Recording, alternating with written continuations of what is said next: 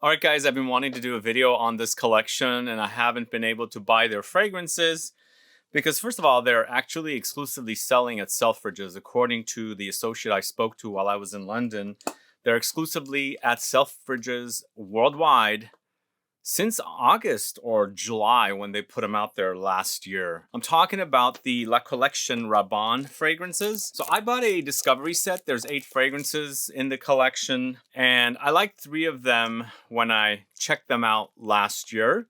So I visited them again in London at Selfridges, and I was looking through them.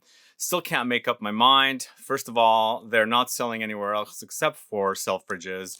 So I thought the best thing I could do is buy a discovery set and speak about them on camera. And then after I go through the fragrances, I can decide if I want to buy any. But I had actually taken a photo of 3 of them, and I'll flash that in a bit and show you which 3 I liked when I first sampled them back in August of 2024. But either way, right now I'm going to talk to you about Rabanne's La Collection fragrances coming right up.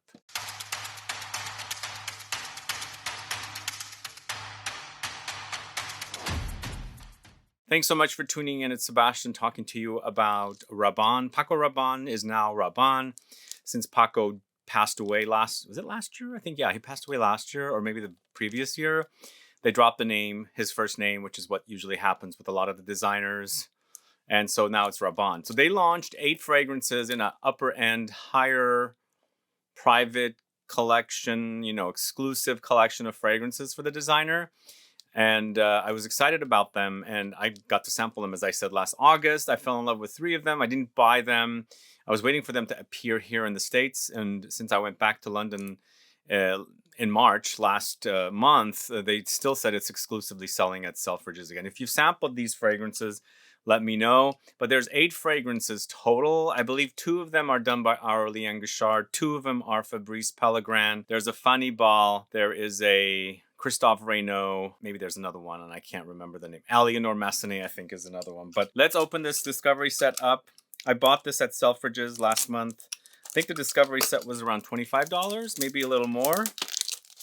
But if you've sampled the fragrances, let me know which are your favorites. My 3 favorites turned out to be ARMURE Mara, After Club, and Rose 1969 when I first sampled them. But that was last August 2024. When I went back last month, I found a few others that I liked, and maybe I didn't really care for the ones that I initially liked. So we'll find out what they're all about here. But the samples are like this, and the names are written on the back. And generally, I don't like to do videos off of samples. I'm doing it here because this is a very expensive collection. Although it's not as expensive as the others, but if I bought all 8 at about $250 approximately, this will be a very expensive collection. But let's go ahead and start smelling the fragrances. We're starting off with After Club. After Club is written right there. So After Club is Aurelien Guichard, and it's an amber fougere fragrance with notes of vanilla, lavender, Ciste, Labdanum, amber, Ambroxan, or a synthetic version of Ambergris, Bergamot, and black pepper. The notes I took down from Wiki Parfum. I'm starting to use Wiki Parfum a lot more lately. And also, I believe Wiki Parfum is funded by Puig. Rabanne is a Puig-owned brand, so I think maybe they gave him a little bit more of a highlight there. But I'm starting to utilize Wiki Parfum. If you haven't, definitely check that out as another database. So I took the notes down from there. And it seems like Fougeres are kind of making a comeback. I don't know what you guys think. Francesca Bianchi has a really nice fougere now, and so check that one out. But I'm smelling this after I sprayed it on the strip. I really like the way it smells. Definitely one of the ones I really enjoyed. It's definitely ambery, vanillic, but also it's got the fougere signature touches like the lavender and tonka bean kind of effect happening here. Even though they don't mention the tonka, I feel like they do have it here. I think they're basically highlighting some of the most important notes. But the lavender in this, I've traveled in the south of France quite a bit. Sometimes when you go to the markets in the bigger cities or even the small cities, when you see a market with a lot of herbs and things, The lavender is very prominent there, and I kind of like the lavender in here. It's very naturalistic smelling, but it's nicely blended with the vanilla. It's very vanillic. Also the labdanum, it's very ambery along with the amber. But this also has the ambroxan, so the ambroxan gives it more strength and has a longer, longevity with the fragrance. And the other thing that's kind of appearing here is the black pepper. I really love the way the black pepper in this fragrance is working with the lavender. It adds a kind of a spicy, peppery layer to the lavender, and so it intensifies the spiciness. And even though lavender has spice, and this is amplifying its spiciness with its own black peppery spiciness. So this one's definitely still a favorite of mine.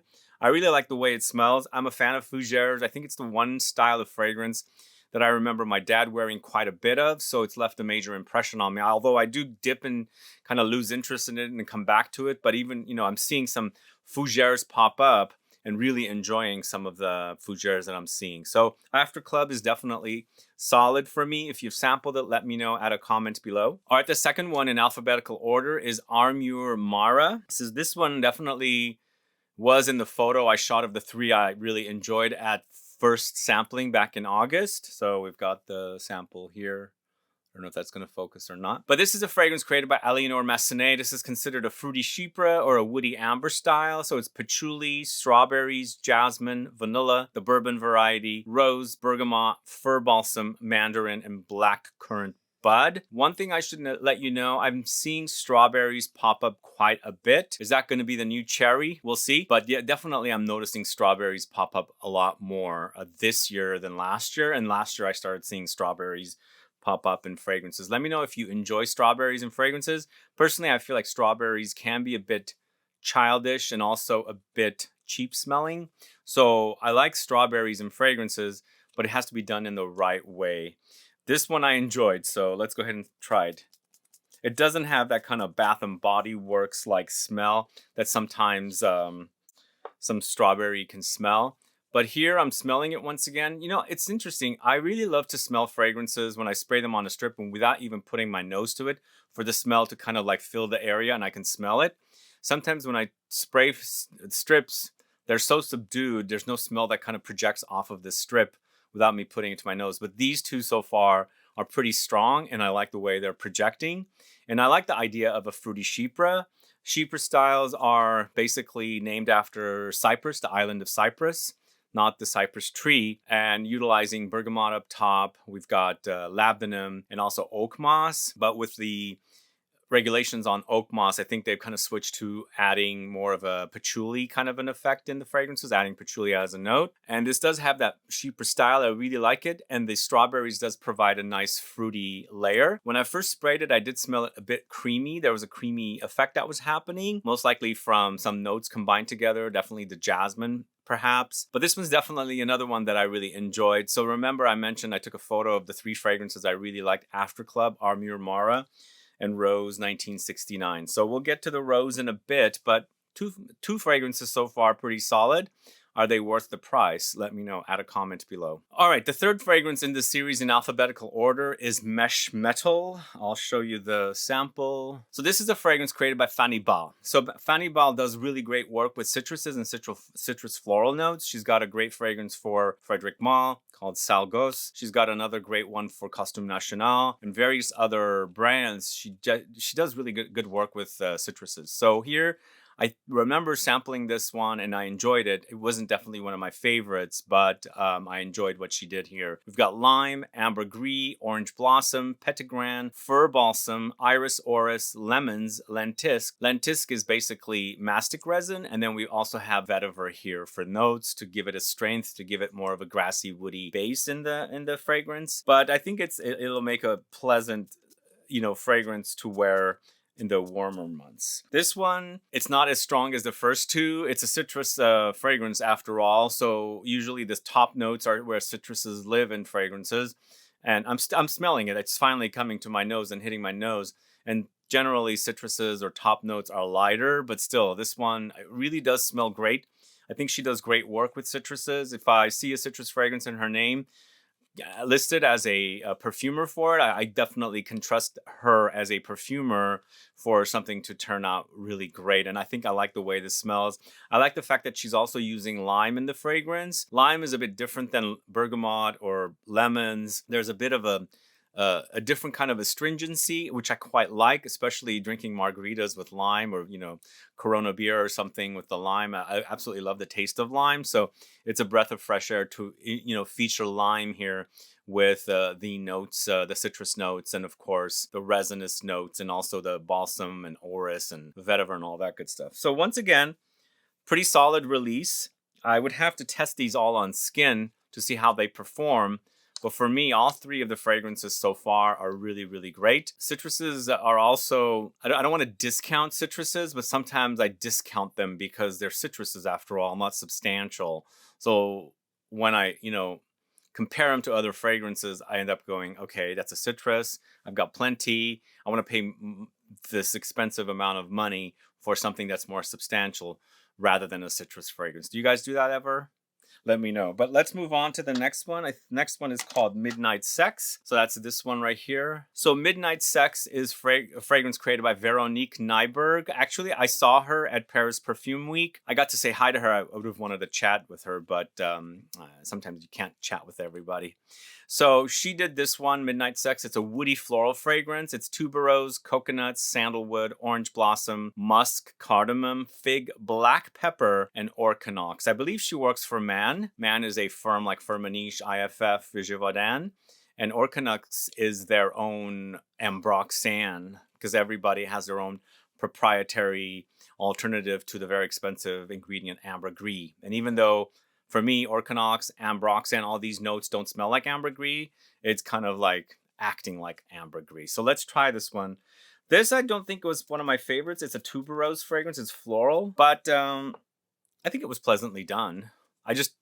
Tuberose is not one of my all-time favorite notes. This is very, very creamy, a bit tropical. Not necessarily going into like the suntan, sunscreen kind of direction, but it's more about the tuberose, and basically they're bringing out the creaminess of the tuberose, because I find tuberose to have creamy layer. Tuberose, magnolia, and some other white floral notes gives me a very creamy layer, and when they add that coconut, it amplifies its creaminess. So this acts very creamy. Plus they have sandalwood. I mean, it's all these creamy notes to give you a very smooth, creamy, cozy experience. But I'm also getting a lot of black pepper here. This might kind of go into smelling a bit figgy, because there's figs as a note, and it's the green fig leaves rather than the fruit here. I think it's pleasant. Definitely not my favorite, unfortunately, because again, tuberose is not my all-time favorite note, but you might like tuberose. Let me know if you're a fan of it. It's strange that they don't have the fragrances listed in the box in alphabetical order. Maybe they're not meant to be in alphabetical order, but who knows. The next fragrance I'm talking about is Night Soul, right there. So Night Soul is once again created by Aurelien Guichard. If you guys don't know this perfumer, he has the brand Matière Première. This is a woody fragrance featuring notes of Palo Santo, sandalwood, tonka beans, cedarwood, fig milk, gurjun balsam, cardamom, juniper berries, and styrax. I felt like this was a bit on the boring side.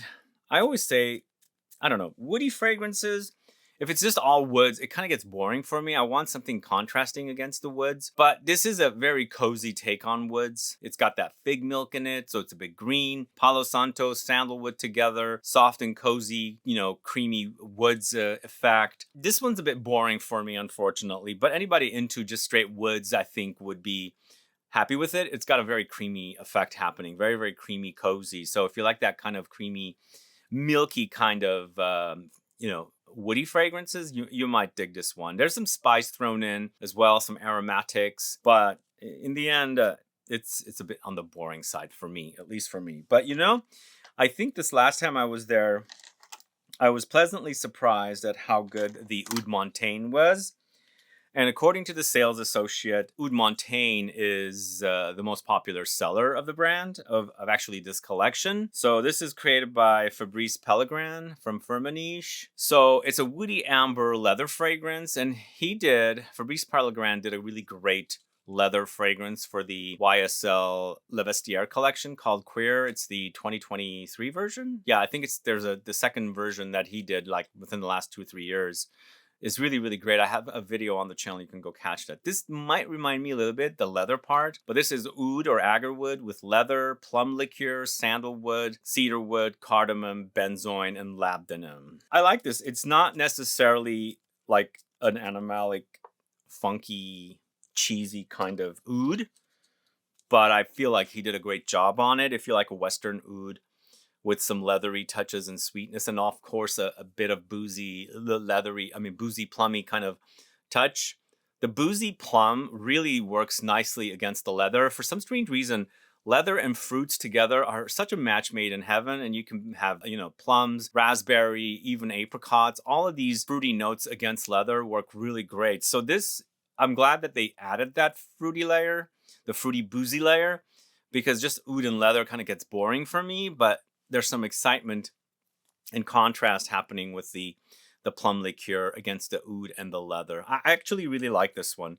It's pretty solid for a Western oud. That's Oud Montaigne. All right, the next one is Rose 1969. I did sample this one again last month when I was in Selfridges, but it was one of my favorites in August. But last month when I sampled this one again, it did remind me a little bit of Portrait of a Lady. This is created by Christophe Reynaud. It's an amber floral fragrance, but very spicy and also fruity, featuring rose, lychee fruit, patchouli, Vitalia, which is rose petal, benzoin, incense or olibanum, black pepper, Ambrofix, which is basically a synthetic variety of Ambergris, and then of course Ciste Labdanum. So let me know if you've sampled this or any of the other fragrances from this collection. Do you get Portrait of a Lady from this one? Now I wouldn't say it's identical to Portrait of a Lady, but it gives me that vibe, that spicy, fruity, ambery. Yeah, that's what I'm getting. Really like this one, actually, come to think of it now again. Even though it reminds me of Portrait of a Lady, it's not identical. It's in the same style.